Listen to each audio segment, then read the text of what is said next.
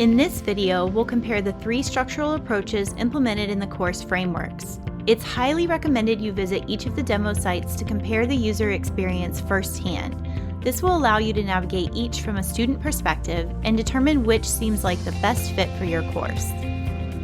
One thing to note is that in each framework site, Week 1 has been more fully developed to provide a more robust experience. It includes items like quizzes, a discussion, and an assignment. The remaining weeks have been kept minimal to minimize the need for you to delete unnecessary content throughout the framework and the ability to integrate Lamaku tools as you see fit throughout modules. Let's take a look at the 3 structural approaches. The single-page structure contains just one module for learning activities. All content, including information in the form of text, links, file uploads, images, audio, and video, as well as tools such as quizzes, discussions, and assignments, is integrated into a single page for each unit or week.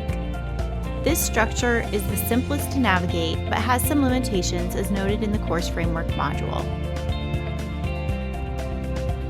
Next, let's look at the multiple pages and tools approach. If you create one module per week, this structure might yield up to 16 modules for a 16-week course. This is what has been developed in the framework. The content and tools in each module are all nested separately within the module. Students can see all of the week's content and tasks at a glance, and there is a 2-tiered structural hierarchy.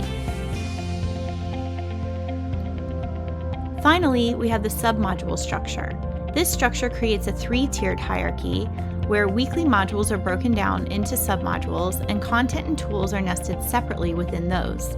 This creates 16 weekly modules in the sidebar for a 16-week class developed into one module per week. And when the student enters a module, the submodules within that module are also displayed in the sidebar on a computer. This sub-navigation isn't viewable in the mobile app, however, which can be a bit disorienting.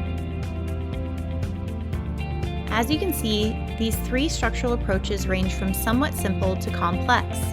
There are certainly pros and cons to each approach and qualities that may make one more ideal than another for your particular class format, focus, and approach to teaching and learning. Touring the framework demos can help you get a feel for the user experience and determine which format is just right for you.